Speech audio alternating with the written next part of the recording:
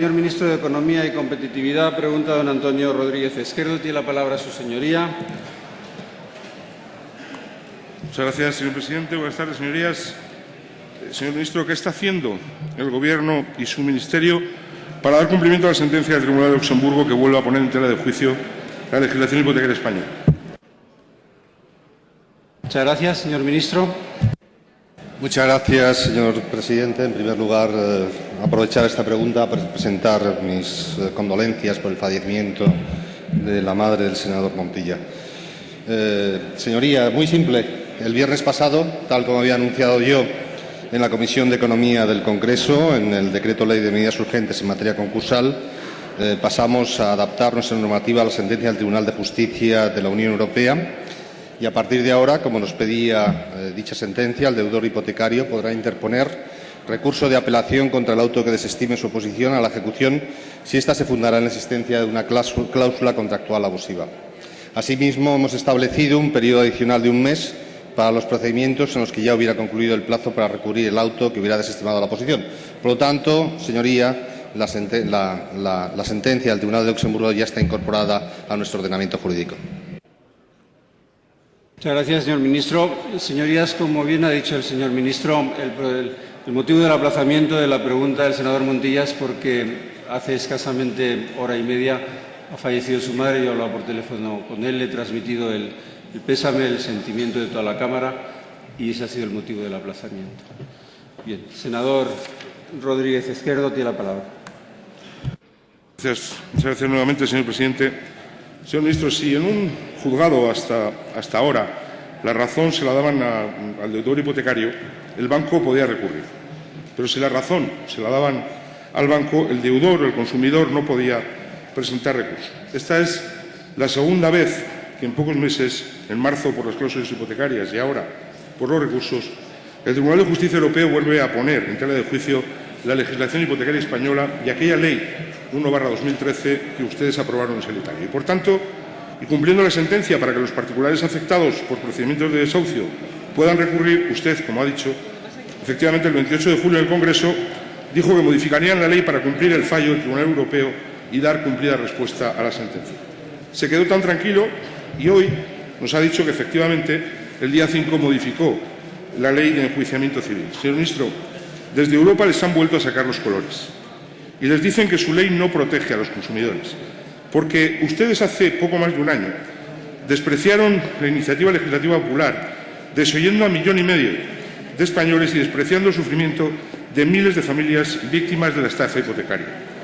A ustedes, señor ministro, el Tribunal Europeo les pone en evidencia nuevamente y les indica que la actual legislación viola los derechos fundamentales de las personas y les obliga otra vez a modificar la ley. Una ley que, a pesar de lo que usted dice, no ha solucionado ningún problema y, además, genera un caos procesal. Han quedado nuevamente en ridículo y, lo que es peor, les han hecho una fotografía, porque les indican que su voluntad ha sido únicamente favorecer los privilegios frente a los derechos de los fundamentales de las personas, los privilegios de la banca. Señor ministro, deroguen esa ley y, como Gobierno, vayan a planteamientos más ambiciosos y más beneficiosos para los consumidores. Lo ha señalado la plataforma de afectados por la hipoteca. Ustedes no solamente deben cumplir esta obligación legal, sino propicien la paralización de los procedimientos de desahucio desde el pasado 17 de julio. Si no lo hacen, sentencia a sentencia, se irá poniendo en cuestión esa ley, de la que ya les dijimos que era abusiva para los ciudadanos y desprotegía a los deudores hipotecarios. Eso sí, era muy favorable para los bancos.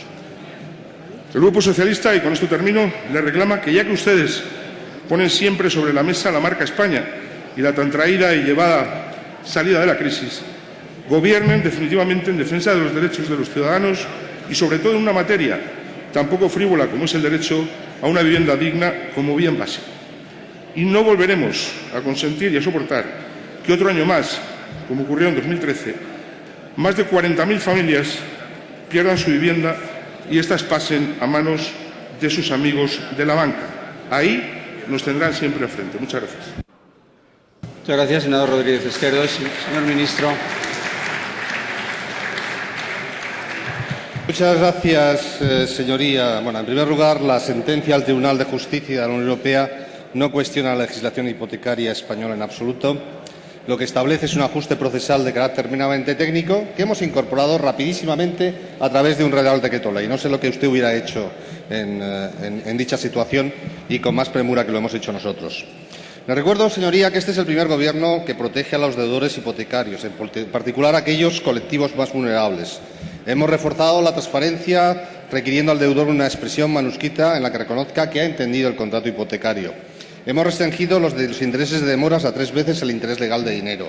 Hemos limitado la capacidad de la entidad de crédito de reclamar la cuota al deudor hasta que no se hayan producido 3 impagos. Y hemos incluido medidas adicionales de prudencia financiera para evitar el sobreendeudamiento.